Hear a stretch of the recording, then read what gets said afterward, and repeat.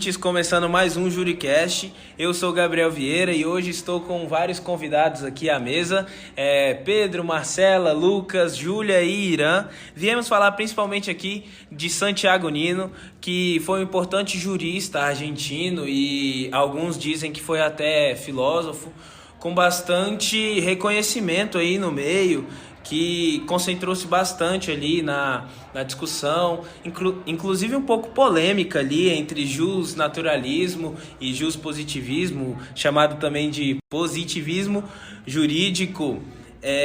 E a obra em questão que nós vamos analisar aqui é Introdução à Análise do Direito, que foi escrita ali em grande maioria em 1973, mas foi finalizada e realmente publicada em 1980. Uma obra que realmente, para nós que somos estudantes aqui do primeiro semestre da Universidade de Brasília, norteia muito bem o conhecimento e o que estudar, principalmente nos primeiros capítulos, que ele já introduz ali bastante a definição do direito e o conceito de norma jurídica, bem priorizando mesmo o que ele considera importante para o conhecimento jurídico.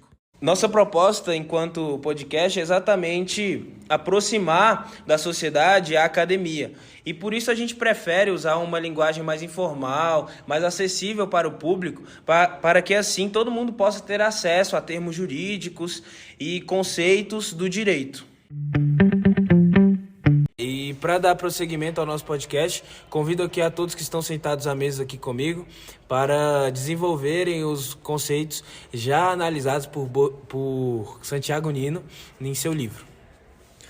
Olá a todos, boa noite. Me chamo Irã. Eu vou falar um pouco sobre realismo jurídico. O realismo jurídico foi uma forma que Santiago ele utilizou para poder aproximar o direito às questões sociais e de políticas públicas. Isso porque o direito era algo muito mais aquilo e ponto final. Então, quando ele fez esse ponto de crítica que eu vou falar um pouco mais à frente, ele consegue abordar muito mais questões como políticas, sociológicas, psicológicas e ideológicas. Passo agora a palavra para o meu amigo Lucas. Um direito injusto não poderia ser chamado de direito. Bom, meu nome é Lucas, eu vou falar um pouco mais sobre justnaturalismo. Essa máxima que eu citei traduz bastante a realidade justnaturalista, que se contrapõe ao justpositivismo. Por que se contrapõe? Porque é um direito natural, que se dá fora da história. Ele consiste mais em uma ameaça de acordo com o juízo de valor, que pode ser natural, teológico ou histórico. Como assim histórico? Há uma tradição que vira um modelo para todas as normas de uma sociedade. Esse é o justnaturalismo. Agora a Marcela vai falar um pouco sobre o justpositivismo.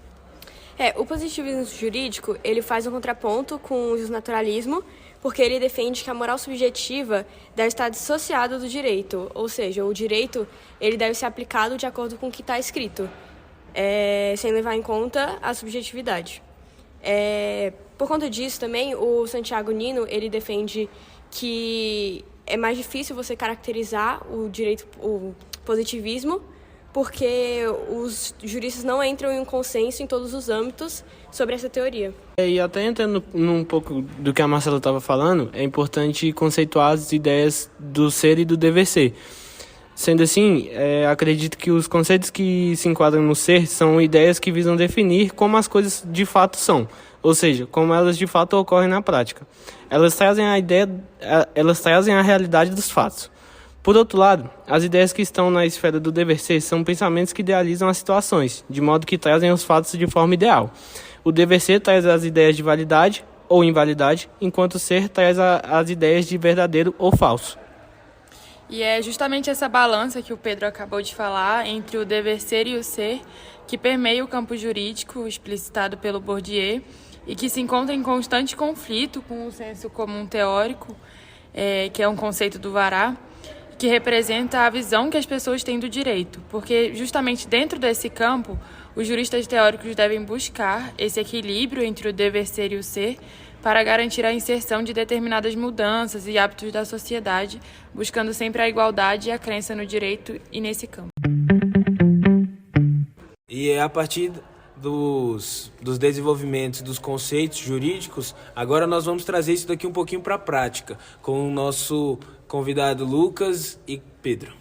Bom, para começar, a gente tem que falar da crise do positivismo, que se deu principalmente durante o nazismo, onde todo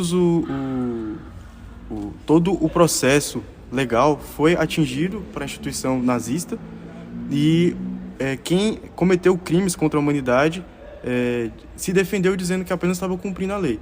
E é uma visão totalmente positivista. Houve até um movimento para voltar ao justnaturalismo, mas como já era um movimento já enfraquecido, instituiu-se o que nós chamamos de neopositivismo. E a gente pode ter uma análise sobre esse conceito a partir da Constituição Federal de 1988, a Constituição Federal Brasileira, quando ela fala na questão dos direitos e garantias fundamentais. Quando a gente entra na característica de limitabilidade dos direitos, o juiz ele tem que fazer uma ponderação entre máxima efetividade e mínima restrição. Ou seja, ele se mantém positivista, analisando a norma, porém, a teoria fica relativa aplicada ao caso concreto, sem ferir o núcleo essencial dos direitos, mas, ao mesmo tempo, aplicando o juízo de valor normativo.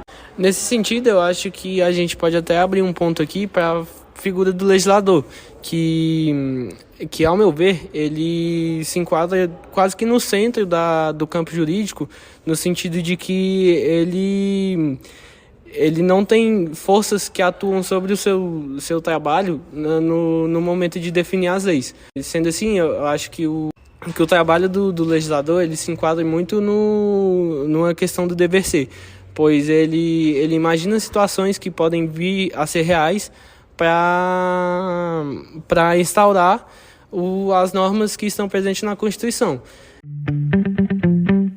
Então, neste viés aí, como foi apresentado por Lucas e Pedro, a gente consegue ver que esses conceitos estão bem atrelados à realidade.